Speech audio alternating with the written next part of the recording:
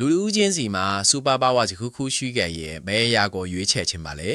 ပြန်သားနိုင်တာမျိုးလားခွန်အားကြီးတာမျိုးလားဒါမှမဟုတ်အရှိန်ဟုန်မြန်တာမျိုးလား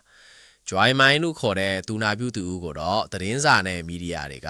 စူပါပါဝါပိုင်ဆိုင်သူလို့ပြောကြပါတယ်ဒါပေမဲ့သူကဒီစူပါပါဝါကိုကိုယ်တိုင်ရွေးချယ်ခဲ့တာတော့မဟုတ်ပါဘူး1956ခုနှစ်လောက်ကပေါ့အဲ့ဒီချိန်မှာ Joy Mind က6နှစ်ရွယ်ကလေးမလေးတယောက်ပါသူ့တငယ်ချင်းတွေစီကအနံ့ဆိုးတွေထွက်နေတဲ့တို့သူ့အဘွားကိုမကြေရနဲ့ပြောပြခဲ့ပါတယ်သူ့အဘွားကအဲ့ဒီအနံ့ခနိုင်စွမ်းဟာမျိုးရိုးလိုက်တဲ့အရာဖြစ်ပြီးဘသူ့ကိုမှမပြောဖို့မှားကြိုက်ခဲ့ပါတယ် Joy Mind ကလည်းဒီအရာကိုယို့ဝှက်ထားခဲ့ပါတယ်နှစ်ပေါင်းများစွာကြာပြီးတဲ့နောက်မှာ Joy Mind ဟာအမွေဆက်ခံတဲ့ hyperosmia ဆိုတာအနက်ခံနိုင်စွမ်းမြင့်မားခြင်းကိုပိုင်ဆိုင်ထားတယ်ဆိုတာသိလာရတယ်သူနာပြုရုပ်လုပ်တဲ့အခါဒီထူးခြားတဲ့အနက်ခံနိုင်စွမ်းကသူ့အတွက်ယောဂအမျိုးမျိုးရဲ့အနံ့တွေကိုမမိစေတဲ့အနံ့စာကြီးတိုင်းတစ်ခုလိုထစ်လာခဲ့တယ်ဒီအနံ့စာကြီးတိုင်းကဘယ်လိုအရေးပါတဲ့အရာတွေကိုရှာဖွေနိုင်ခဲ့တာလဲဆိုတာစိတ်ဝင်စားစရာပါ Joy Mind 16နှစ်သမီးရွယ်မှာ Les နဲ့ဆုံခဲ့ပြီးနောက်ပိုင်းမှာလက်ထပ်ခဲ့ကြပါတယ်။ Les မှာပုံမှန်ရှိနေတဲ့အမျိုးသားဆန်တဲ့မွေးရနံတစ်ခုရှိပါတယ်။ဒါပေမဲ့ Les အသက်32နှစ်ရောက်တော့အဲ့ဒီရနံကပြောင်းလဲလာတာကို Joy Mind တတိထားမိခဲ့ပါတယ်။ဒီပြောင်းလဲမှုကသူ့ကိုအများကြီးစိတ်ပူစေခဲ့ပါတယ်။33နှစ်ရောက်တော့ဒီအနံကလွှမ်းမိုးတဲ့အနံတစ်ခုဖြစ်လာခဲ့ပါတော့တယ်။ဒီအနံပြောင်းလဲမှုကနောက်ပိုင်းမှာဘယ်လိုယောဂတစ်ခုရဲ့လက္ခဏာဖြစ်သွားခဲ့လဲဆိုတာကြည့်အောင်ပါ။ Les အသက်30နှစ်နာမှာစတင်ခန်းစားရတဲ့အနံ့ပြောင်းလဲမှုဟာ12နှစ်ကြာပြီးမှဆေးပညာရ Parkinson's ယောဂါလို့အတည်ပြုနိုင်ခဲ့ပါတယ်။ Les အသက်50မှာဆရာဝန်ဘဝကနေအနားယူခဲ့ရပါတယ်။စကောလန်ကိုပြန်ရောက်ပြီး Parkinson's လူနာတွေရဲ့ပထမဆုံးအစည်းအဝေးကိုတက်ရောက်ခဲ့ချိန်မှာတော့ Joy Mind ဟာအခန်းထဲမှာအံ့အားသင့်စရာအရာတစ်ခုကိုတွေ့ကြုံခဲ့ရပါတယ်။အခန်းထဲကလူနာတွေစီကနေယင်းနီးပြီးသားအနံ့တစ်ခုကိုသူရုတ်တရက်ခန်းစားမိလိုက်တာပဲဖြစ်ပါတယ်။အဲ့ဒီအစည်းအဝေးကပြန်လာတဲ့အခါ Joy Mind က Les ကိုသူကြုံတွေ့ခဲ့ရတာဒီပြောပြခဲ့ပါတယ်။အသက်32နှစ်ကလေးက Les မှာရှိခဲ့တဲ့အနံ့ပြောင်းလဲမှုကိုပြန်တတိယစေတော့ Les ရဲ့မျက်နှာအမူအရာပြောင်းသွားတာကိုသူတွေ့လိုက်ရပါတယ်။ဒါဟာ Parkinson's ယောဂအတွက်စောစီးစွာသိရှိနိုင်တဲ့ဇီဝအမတ္တတစ်ခုဖြစ်နိုင်တယ်လို့ဆရာဝန်တဦးအနေနဲ့ Les ကသဘောပေါက်သွားခဲ့တာပါ။ဒီရှာဖွေတွေ့ရှိမှုကသိပ္ပံပညာလောကမှာဘယ်လိုအပြောင်းလဲတွေဖြစ်လာစေမှာလဲ Les ကဒီအနံ့အင်ဂျင်ကိုလူသိအောင်လုပ်ချင်ခဲ့ပါတယ်ဒါကြောင့် Parkinson's UK ရဲ့ stem cell ဆိုင်ရာဟောပြောပွဲမှာ Joy Mind က Dr. Tilo Kunat ကိုဒီအနံ့ရဲ့ယောဂရှာဖွေတာကိုဘာလို့မလုပ်တာလဲလို့မေးခဲ့ပါတယ်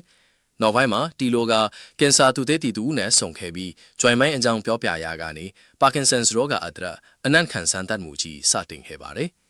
သူနာပြု Joy Mind နဲ့ Parkinson's ရောဂါမရှိသူ6ဦးရှိသူ6ဦးစုစုပေါင်း12ဦးတို့ပါဝင်တဲ့တိကျပြုလုပ်ခဲ့ပါတယ်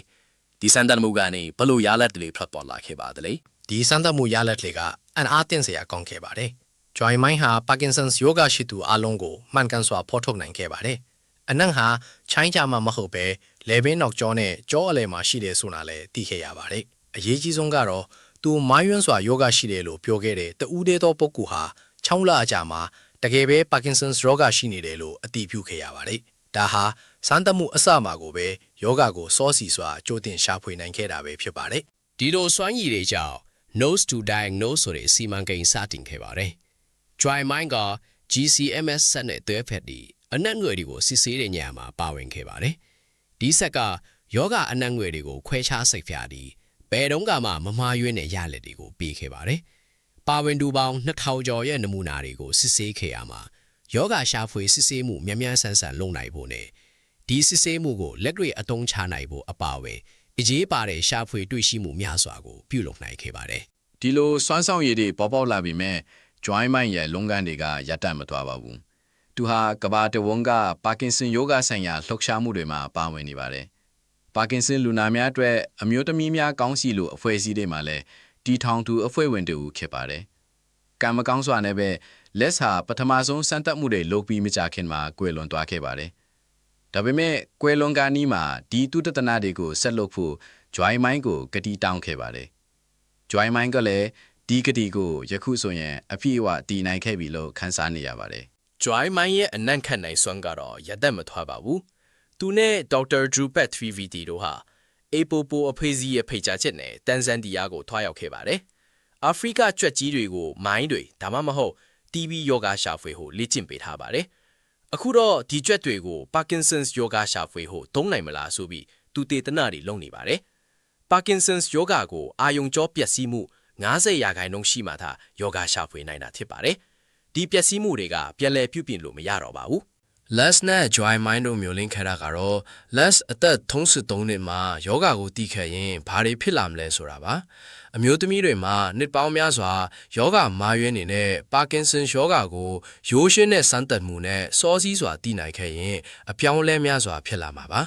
ငယ်ရွယ်စဉ်မှာစောစီးစွာယောဂဖြစ်ပါတယ်ပါကင်ဆန်လူနာတွေကိုသူတို့ရဲ့ပခုံးဒါမှမဟုတ်ခြေထောက်ခွဲစိတ်မှုတွေမလုပ်ရဘဲယောဂကိုအစာပိုင်းကလေးလာသိရှိနိုင်မယ်ဆိုရင်တိတ်ကိုအကျိုးရှိမှာပါ